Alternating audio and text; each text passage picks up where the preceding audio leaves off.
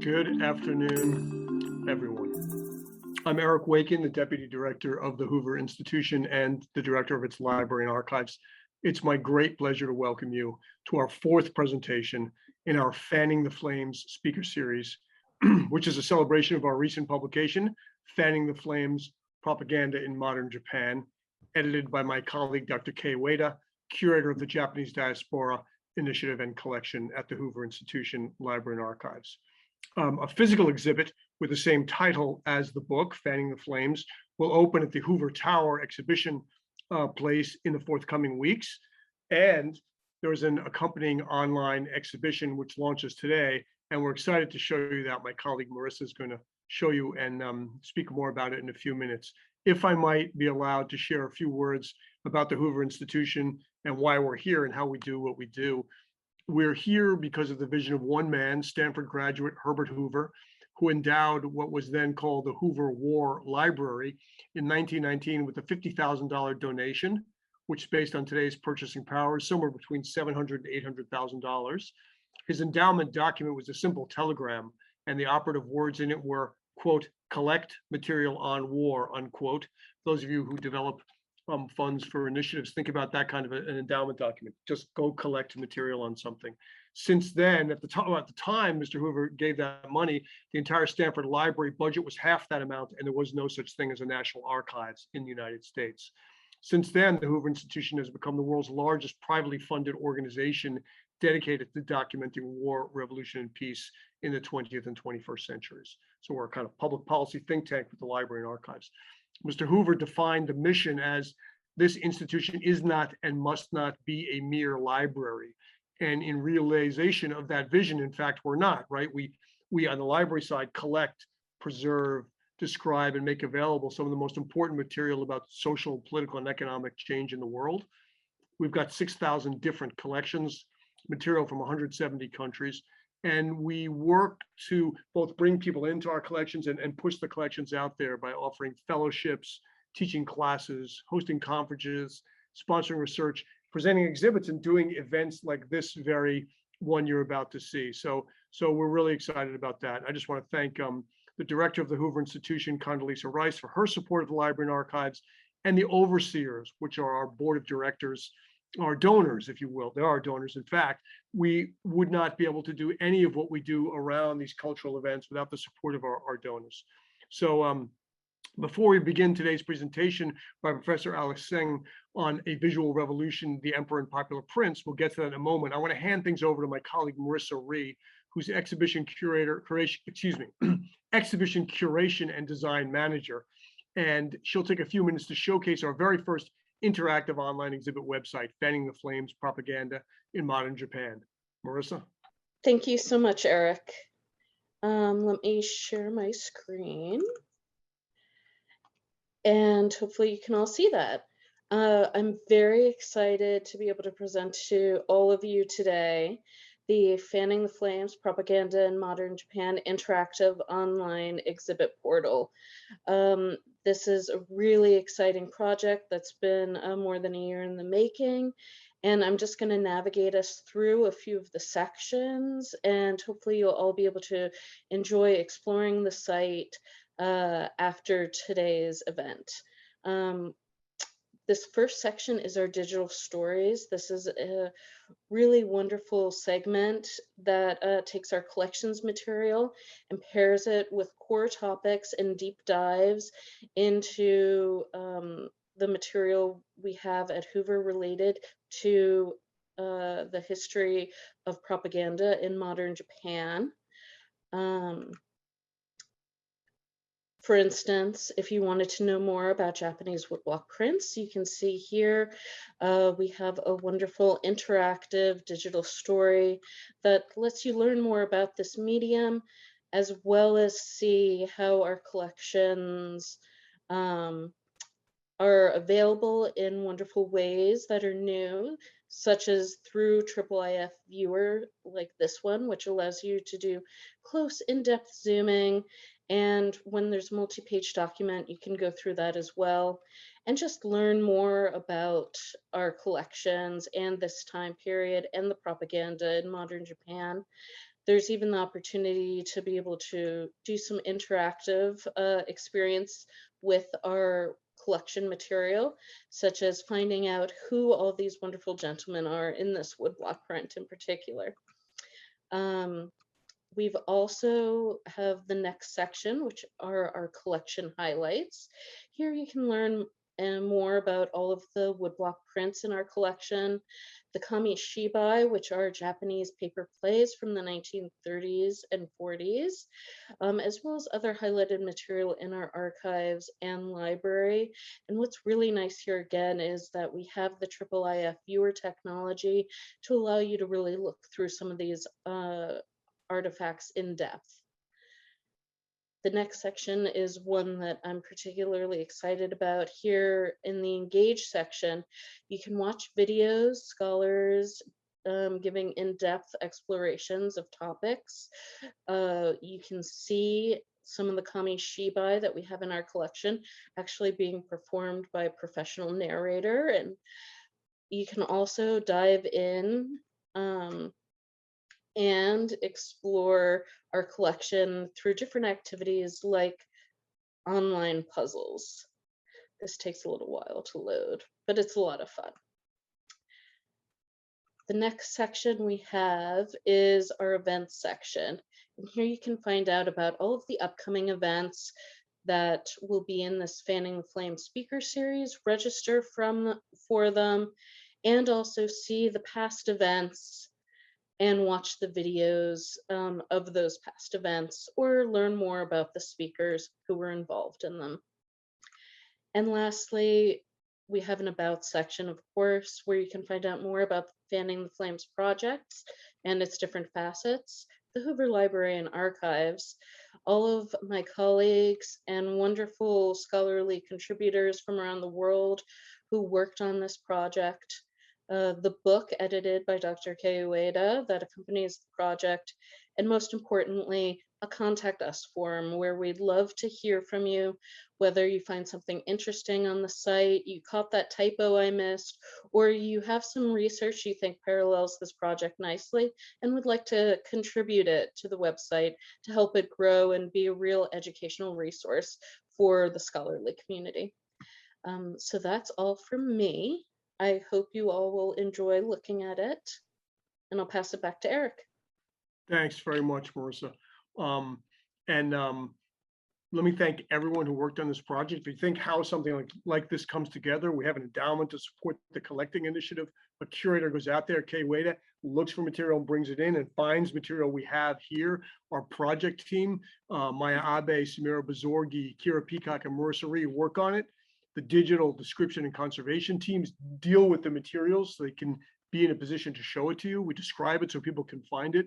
The web development team helps us do this. It's really a collective effort among our colleagues to make it possible for this project and all of our collections to be available to the vibrant community of scholars and the public that want to see it every day. And it's this great promise of digital technology. When it actually works in this way, people really can find it. So it's great. Thanks very much.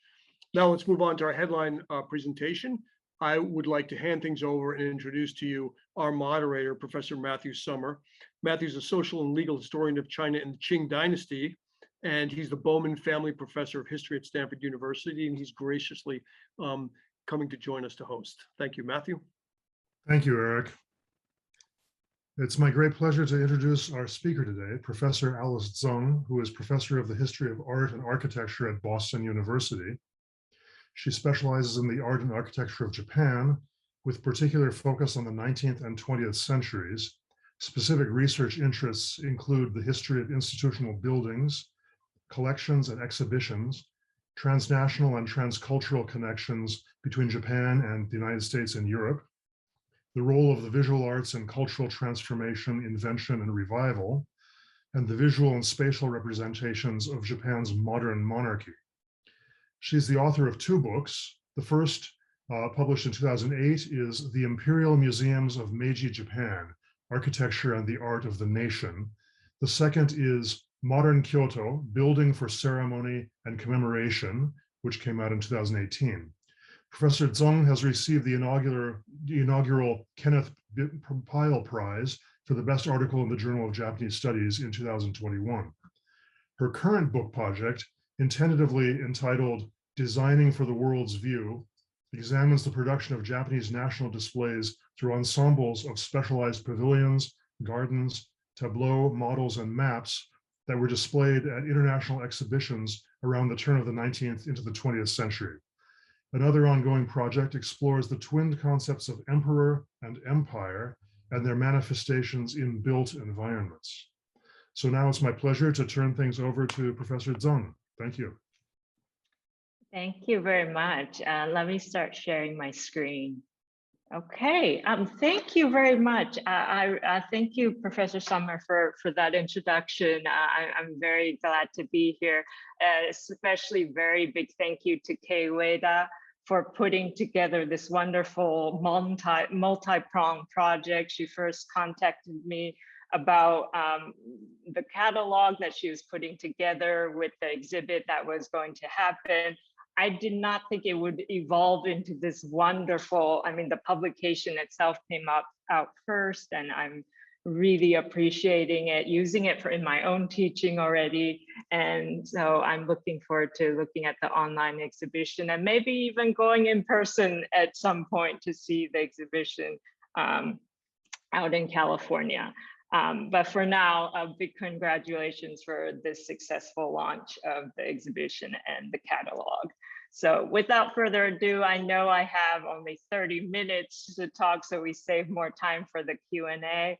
It's a topic that I'm very dear to my heart, Meiji prints, so I'll try to keep within 30 minutes so we have plenty of time for questions and answer. All righty, let's get started. So I am talking about visual revolution and related to the Japanese emperor, but it's always nice to connect to what's happening today. And this will be a quick connection, just keeping our minds thinking about the visibility of the Japanese emperor. So the most recent time that we've seen the current Japanese emperor, or at least the world caught a glimpse of him, was when Emperor Naruhito was at the opening ceremony for the Tokyo Olympics earlier this summer. As we all know, this was a long-awaited Olympics, unfortunately delayed by the coronavirus pandemic. And so it was delayed by a whole entire year and a very much subdued event. It wasn't simply subdued because of the pandemic, but it was also because there were so many protests in Tokyo against bringing so many people from around the world to the city, despite the escalation of the Delta variant. So it was not a particularly celebratory occasion.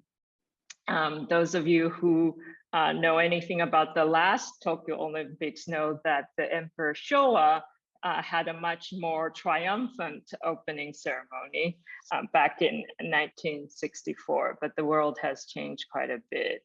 So this time around, the visibility of the emperor was quite different. So if we can dial the, turn the clock back quite a bit and to think about more than a century ago, how typical it would be for anyone to just catch a glimpse of the Japanese emperor. I think we need to go all the way back to the Edo period to understand why it was such a visual revolution that starting in the 1870s, we see the Japanese emperor somewhat easily in popular prints. So, and that's going to be the focus of my talk today, popular imagery, meaning images that circulated among regular people. You didn't have to be an elite or somebody who was well connected in order to catch a glimpse of the emperor. Back in the Edo period, that was not possible at all, because in the most popular form of visual imagery would be in the form of printed books or single sheet prints, like the ones that I'm showing you right here. But the laws at the time were very, very clear about banning such imagery of the ruling family. At the time was the Tokugawas. Also, the imperial family would not be shown in popular images like this. No current news was allowed to circulate. And so what you're seeing on the screen right now was something that got the artist in great trouble. So Utamaro would be one of the most popular artists of the time. Typically, he would be designing images of beautiful women, courtesans, professionals, entertainers. But somehow he decided to create a series that depicted the historical figure Toyotomi Hideyoshi. And in this case, not just this warrior, but also a salacious print that showed him with his 5 wives. And so this was something that was explicitly banned, and somehow he took a chance and he was made an example of at the time, and he was punished for publishing this kind of what was considered a subversive print, and was put in house arrest and basically died after that length of time in house arrest. So my point here is that it was serious. You do not try to depict political figures in popular imagery back in the Edo period. And that's why when we shift to the Meiji period around, at the time, 1868, it was quite a shock. At the onset of this time, 1868, that was when the emperor Meiji declared in the charter oath that this was the era that would be a break away from the evil customs of the past. And one such custom that he was referring to was the censorship of all news and important political information.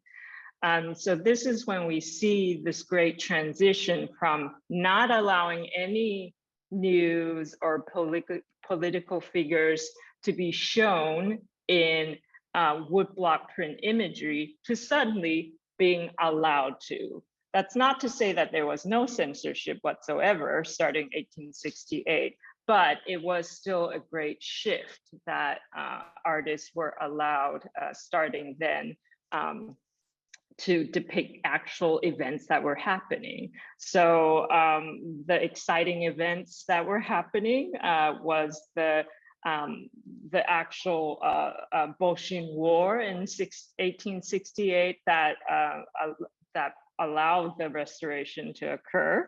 And also another, quickly following that, this one, the 1877, the Satsuma Rebellion, where these rebels against the new government were basically put down. So these were kind of very eventful things that were actually happening, and the artists were able to depict that, and these prints sold quite well. And so that was a test of this new era of the Enlightenment, that the visual depiction of these politically current and also politically contentious imagery was allowed to circulate. And these very, very vivid scenes of fighting also recall the earlier time period where warrior prints were popular, but of course back then warriors had to refer to people from a long time ago, but not current time. So speaking of kind of the creations and romanticizing of warriors, prints led the way, and in a way it kind of also was part of this time where modern heroes were being created through the kind of these 2 earlier wars, and also the kind of the so-called heroic actions. You know, there was a lot of fighting and bloodshed that happened. And so one of the heroes that came, hero also a rebel that came out of all of this was Saigo Takamori, who, as you see on the left, was also commemorated eventually in bronze statuary, which is yet another kind of revolutionary way of kind of considering current political figures. He had just passed away, but still having a very public presence, having a public prominence for somewhat current political figures was a very new development in the Meiji period. And here I show another bronze statuary, imperial prince who actually fought against Takamori in 1877. So that brings us to the question of what about the current emperor of the time? Was he one of these special heroes that was also being romanticized and highlighted and being very, very visible in popular imagery and public spaces at the time? Well, the emperor would be a somewhat different case. Because he was a reigning emperor, and historically emperors, just like shoguns, were not meant to be visible, as I said earlier. And emperors especially were in a way non-visual. One of the big reasons was it's also a sign of deference, because even if you were lucky enough to be in the audience of an emperor, obviously, out of deference, you would never directly look at him. He would be sitting behind a curtain, even if he were trying to converse with the emperor. So having that kind of visibility would be unprecedented. And even in this print that I'm showing you right here, where the emperor is making his big move from his home in Kyoto to the new capital, you see that you don't show the emperor, you just suggest his presence by showing the vehicle that he's being transported in. So suddenly we see the Emperor Meiji in his full glory. And this is actually a photograph of him. For those of you who may not know a whole lot about actual photographs of Emperor Meiji, this would be really the last and only, well, I wouldn't say only, but this is still very early in his reign. You could tell that he was quite young. But 1873 would really be the final time that he sat for a proper photo portrait. All the ones afterwards that you may have seen from the next decades, those are not actual photos that he sat for. There would be other methods used in order to create portraits of him. And so only in 1872, the year before, and this year, 1873, these would be the only two times he was willing to sit for a photographic portrait. And so why did he do this? This was part of the enlightened new era that he was leading. This was a trend that he had to follow because Japan at that time had opened up diplomatic relations with the United States, the major countries of Europe, and the other heads of state had already started this trend of having photographed portraits made of them. Not only would they be used for diplomatic reasons, for exchange amongst the different heads of state, but someone like Queen Victoria and also Napoleon III of France, both of them had popularized the trend of creating their photographs in the very convenient size of a carte de visite, so that they could be easily sold by studios and circulate very widely amongst regular people who wanted photos of them. And so going and joining these heads of state meant that the Emperor Meiji had to follow suit.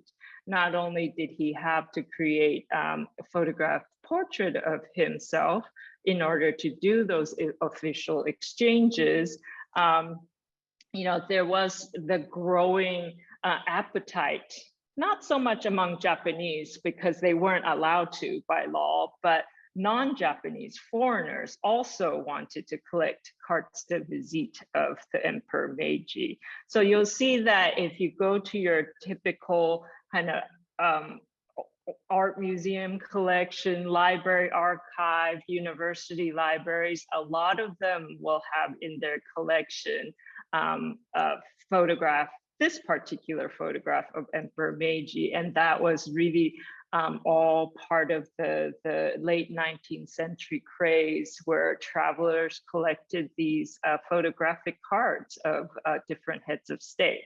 So Japan would be among the various nations who participated in this.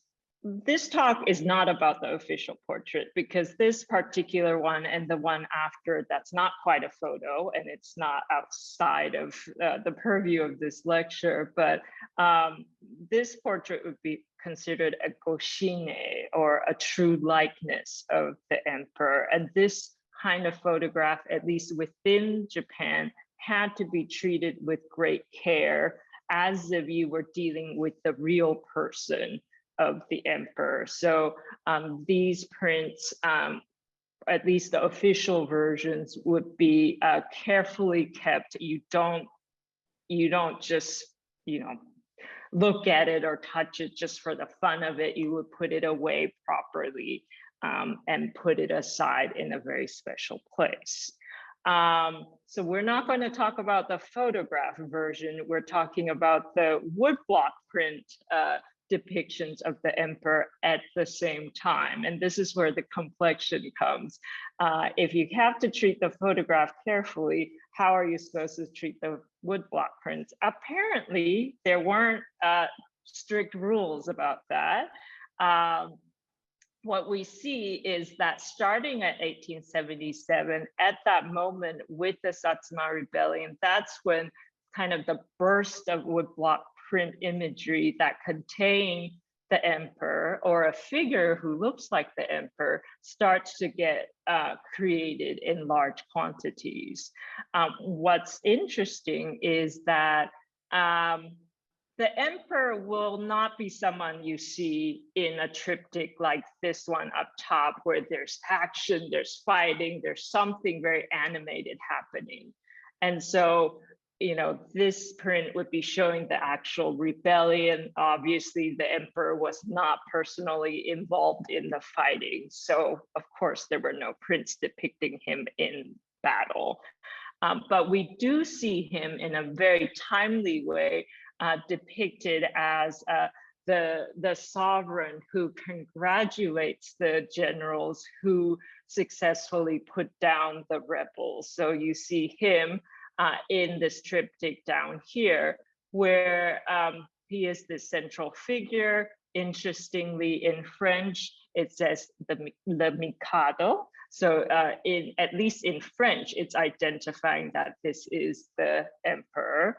And then all the various generals are named in the cartouche up here, and the cartouche is next to their figures. So he is someone who is still part of this, yet not in animated form. So the popularization of the emperor in these prints that are supposed to just circulate in abundance among people, of course, it was very worrisome, because woodblock prints up to now, this was the medium that was used to depict female and male entertainers of the pleasure quarters. So to put him in the same format as the format that is supposed to highlight, courtesans, geisha, actors, and wrestlers, there's something quite jarring, if not outright disrespectful. But then this was a new time, and the emperor was a new type of figure. And so one concern here would be really to not obviously place him in those kinds of contexts, but in much more, respectable context. So like this triptych where you see the Emperor of Japan among the various heads of state at the moment. He would be the one here with the Empress. Here's the detail.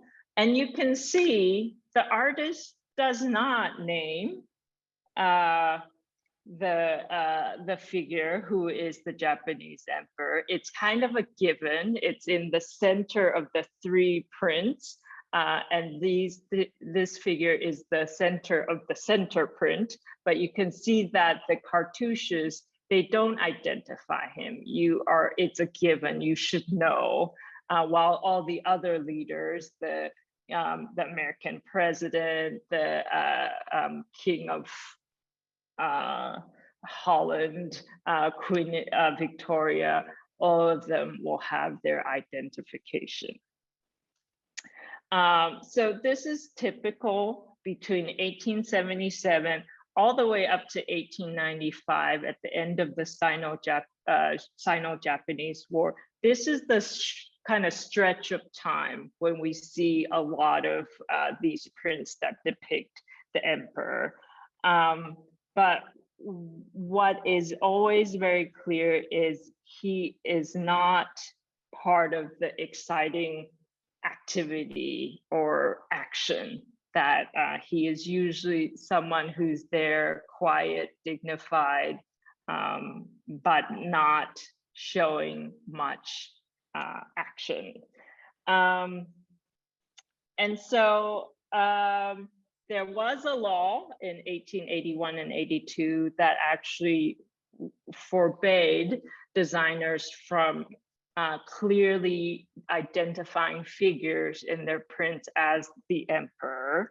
But even before that, most print artists knew that they should not. You just deduce that from the kind of the context of the print, that the figure being shown is the emperor, usually the person wearing a military uniform who is featured as the highlight of the print in some sense.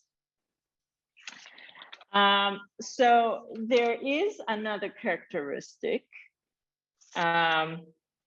of prints that depicted the emperor during this time, and these prints, ironically, I would call them not mimetic, and I mean it in two ways. It's not mimetic in that the figure who's supposed to be the emperor actually does not carry the likeness of the emperor.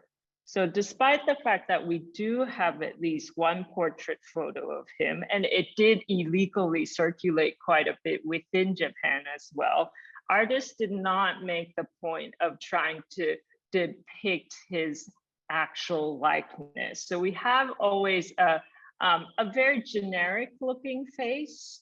And so the only way, as I said, that you could tell that this was the emperor was based on the outfit, usually this military uniform that he's wearing. And also you can tell just from the organization of the print that this was the most important figure, hierarchically speaking, or the way he is placed in the print, that this would be the emperor figure. But we don't get any other assistance from the designer. He cannot be named, and the title of the print is usually kept quite vague, like this, A Glimpse of Higashiyama.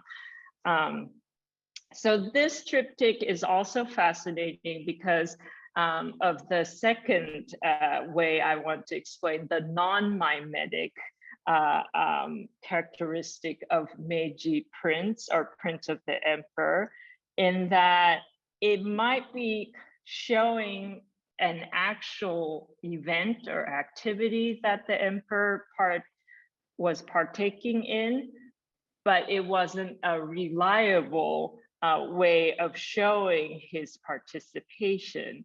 There was just enough truthfulness. And in this case, this print was published in May, the year 1880, We do know that in that year, he did manage to go visit Kyoto, but that visit was part of a longer visit of 3 different prefectures. So he was there, but this print would have been published ahead of the start of his trip. He didn't depart from Tokyo until the month of June, and he didn't even get to Kyoto until the high heat of July. So this print would, and this is not a unique circumstance. Prints tend to announce events even before they took place. And so there's a kind of slight lack of reliability in the way that these kinds of prints captured events, where the event itself may have happened, but it certainly is not an accurate record of what actually happened. A whole other group of artists seem to be trying something slightly more risky, like this one, where the artist Kunichika, who was known for depicting actors, even into the Meiji period, actually. And if someone on this Zoom actually knows a lot more, I would love to hear it. I found that there is a series that he created called The Mirror of Contemporary Beauties, where he actually included this image, not labeled as Emperor Meiji, but assumed to be Emperor Meiji, and another print in the same series that's depicting someone we assume to be the Empress. But just the fact that it's part of a series called Mirror of Contemporary Beauties, and the fact that the print design very clearly echoes the way that he depicted actors, kind of gives us pause about what kind of popularity and what kind of imagery is being conveyed here when you're in a way equating the emperor of the day with entertainers. But interestingly, other artists also kind of were sliding into some older ways of depicting the emperor, either on purpose or for the fun of it. This Hiroshige III print shows a very kind of animated and fun event or double event that the emperor over here is observing. So testing of torpedoes as well as some sort of boat festival. So instead of actually showing the face and the figure of the emperor, the artist has very coyly decided to, here's the detail, cover and shield his face as if we were in the older times. This is quite unusual, but I found it to be interesting that this artist decided to depict him in this way. And then there will be also other times, even artists who are used to showing much more straightforward views of the emperor, kind of really looking back to the Edo period woodblock print tropes that are very familiar. And back in the Edo period, woodblock prints usually dealt with beautiful women, so bijin. And then they also dealt very commonly with famous places, meisho.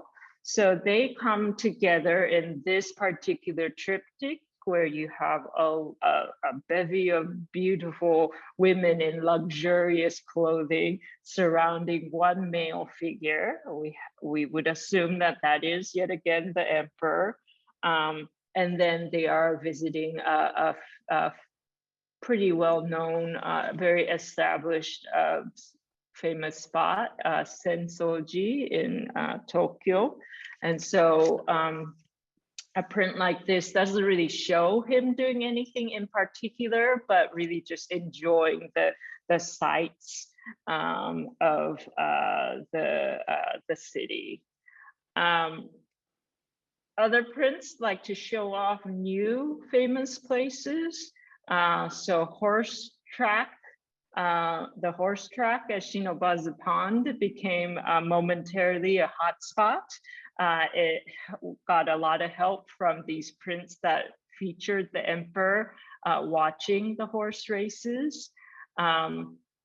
Another new famous place would be Yasukuni Shrine, and this place actually has a very direct connection to Emperor Meiji because he was the one who founded this new shrine to commemorate the war dead. And so the presence of the emperor in these new locations really make them kind of instant classics in a way, but I think also for people of the time to see that the emperor was depicted in the kind of places that they could go to as well, in a way was allowing them to relate to him in a new way that they wouldn't be able to earlier shoguns and emperors of Japan. So let me go a little bit quicker. So by now you've noticed that, I think I'll go here, that this is one very unique print that shows starting in 1887, a new figure, which would be the figure of the Crown Prince. And we know that because this was the year that the Crown Prince was formally introduced as the heir apparent. This was also the same year that the Empress started to wear Western style clothing in public. And so this portrait, or this family portrait, was meant to function as kind of a way to announce these two other important members of the nuclear family, that's the imperial family, and also to set them, the three of them, as the role models for, you know, the proper kind of behavior and appearance for the father figure, mother figure, and the child. And so with the publication of this triptych in 1887, we really start to see prints of the emperor show much more kind of nationalistic and patriotic themes. But we still see that that he is very much an observer. Every time he shows up in a print, you don't see him actively doing anything in particular, but sit and observe and look dignified. And so even in these brand new prints in the 1888-89, leading up to the promulgation of the new constitution, it continues in that way. This is a print that is publicizing the brand new palace that will be debuted this following year when the Constitution is promulgated. And so the palace architecture become the most important setting for this historic event. You can see that same wonderful garden view. I don't think the actual garden looked like that, but the artist definitely imagined it to be this very grand view from the interior of this new palace. And same thing, the very next year, the right on topic, the artists show him going to the Diet and kind of opening the session for the very, very first time. So let's go finally to that end point when we get to the Sino-Japanese War. Once again, all the action, all the excitement, the many, many prints, and you'll see them in this exhibition that's devoted to showing the various battles of the Sino-Japanese War. There will be many heroes that are highlighted in these woodblock prints. They might even look vaguely like the Emperor Meiji, but certainly that's not who they are. And the title of the print will let you know very clearly, the cartouches will be identified very clearly, that these kind of very active heroic figures are not the emperor. What the emperor is doing at this time, he did shift his headquarters to Hiroshima to be closer to the war. There are only a few prints that will depict this, and this will be one of them. And again, he's seated, he's calm, he's not in the middle of fighting, and we wouldn't expect him to do that as the emperor. We also see him return to Tokyo after Japan wins the war. And so it's quite a triumphant return, but yet again, we do remember that he was not the one who was doing the heavy lifting during the war, but his presence was very important. So finally, I want to end by saying that we come to an end with the emperor prints by around 1895. Artists don't really continue to show him. I don't quite have an answer for why that happens. I do know that there was a lot of repetition, that artists were not afraid to keep reusing the same designs. They were basically also copying themselves, copying each other. It was just a very clear, repetitive kind of motion that they were going through in depicting the emperor. He basically became an icon, a fixed presence, someone who was a very solid, reliable presence in these very, very rapidly changing times.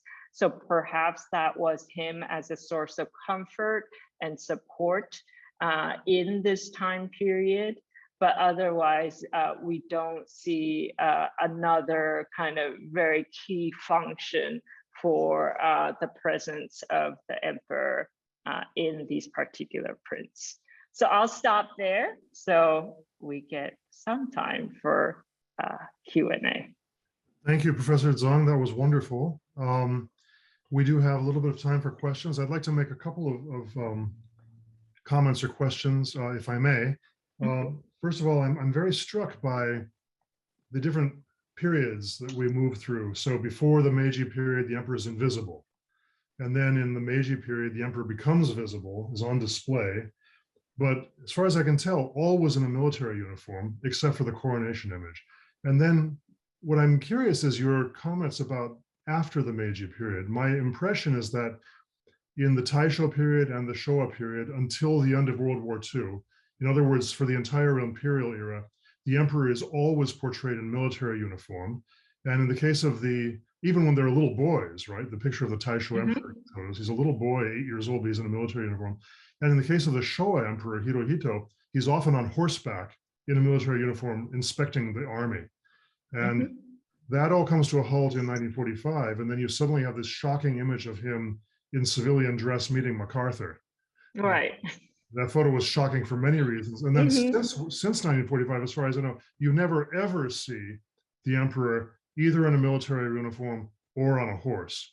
And so I'm curious, I would just like to hear you sort of expand a little bit and talk about the sort of post-imperial era and the significance of this. And then yeah, please go ahead. Of course. I mean, it just became such a visual trope, right? Seeing the emperor in uniform and on horseback quite a lot, that it does seem quite a shock to not see that anymore. But of course, we all know why. I mean, Japan had to be demilitarized, and so there was no longer any, military association specifically for the emperor, the imperial family, the various imperial princes. That was not allowed anymore, and Japan doesn't even have an army. We could talk about that, but they're not supposed to be, it's not meant to be an active military. So that was quite a big change. Once again, that was another visual revolution, I guess, for the emperor figure. But yeah, I think that definitely is to be expected. I think it's more surprising how consistently that the pre-war emperors, the Meiji, Taisho, and Showa, were kept in those uniforms, that we really don't see them in public in any other kind of dress. And I think once the camera became much more active with Taisho and Showa, once in a while they are captured wearing a suit rather than military uniform, but that's still very rare. I've seen one or two such images, but it's still very, very rare. So that kind of highly militarized emperor is definitely a pre-1945 phenomenon, and it that symbolism was very clear, right? Because he was the commander-in-chief of the military, and so to keep him in that uniform, even if he wasn't an active fighter, nor truly in charge of the military. That symbolism was just a very important thing to have in place. And so, for that to go away was in a way a given because of the defeat of Japan in 45. Thank you. If I may, there are a couple of questions that have come in from Sure. our viewers. I'll try to consolidate a bit. There are a couple of questions about how the prints were displayed, how many of each were made, what were they made for? I mean, how did people use them? What was their purpose? Were they given away as gifts? Yeah. Elaborate a little bit, please. Yeah, that's a great question. I think Meiji period prints are probably were used and collected just like earlier Edo period prints. I mean, these were commercial products, so they're not official, prints made by the government or anything like that. But because to be commercially viable, knowing that there were some censorship laws or even whether explicit or implicit, commercial publishers knew to not go overboard and do anything too disrespectful or subversive. And fundamentally, these were supposed to be fun prints to have, right? And so, publishers were the ones who were the masterminds. They were the ones who gathered together the team of, the designer, and then the carver and the printer. And most designs, they could be printed in up to 1,000 impressions or more, depending on how high quality of the prints were meant to be. I mean, certain designs were so popular that they would print so many impressions that they would wear out the blocks, the wood blocks. I mean, after all, these are wood blocks, so they do wear out. And so you can buy them at bookstores. Because they existed in so many copies, they were meant to be somewhat inexpensive, so you can easily buy as many different designs as you wished. And the way people use them or kept them, you could just kind of keep them loosely in a box and you look at them when you want to, or you can paste them into an album. Some people would even paste them on their walls to appreciate. So they weren't meant to be expensive. They were meant to be almost like postcards or posters that we buy today, where you kind of buy it, enjoy it. You might toss it, you might not, it's up to you, but they're meant to be very enjoyable and, in a way, ephemeral. Thank you. Another question. One of our viewers asks whether the fact that prints featuring the emperor cease after the Sino-Japanese War, could this be part of the growing conservative reaction to the Bunmei Kaika and disillusionment with the failure to achieve parity with Western nations? That's an interesting thought. I don't think there was ever really any strong popular sentiment against the emperor himself during this time. Usually out of patriotism, no one would really openly display any displeasure against the emperor. They would display displeasure against the politicians, the statesmen, but certainly not typically against the emperor. So I think he remained a popular figure. And so the prints, if they fell out of favor, it wasn't because he himself fell out of favor. I think the book woodblock medium itself was kind of, it was competing against newer media. So there was lithography and various, photography was also starting to boom. And so there were just now new competing popular forms of popular imagery that was no longer just woodblock prints. And so with prints, it was always about novelty. So the newer media was more interesting to buyers, especially with photography. The emperor obviously wouldn't be photographed the way that, important people would be easily photographed today. And so I think it was just a competition of much more kind of newer popular ways of depicting subject matters. And that's why woodblock print kind of fell away, not simply prints of the emperor, but prints of anything. And so the various war prints were an anomaly. So with the next war in 1904 and 05, the prints still had a little bit of popularity, but by then, 1904 and 05, they were truly competing, going up against photography. And so that was tough for woodblock prints. It was kind of its final hurrah by that point. 1904-05. And there's a question about so Western influence on these prints. In particular, to what extent did these triptychs depicting the emperor's outings mirror newspaper illustrations in Western newspapers that you might have seen of monarchs who appeared in public? Were they self-conscious imitations, or were they something different? No, I would say imitation only in the sense that the emperor needs to become a popular figure the same way that those European monarchs were.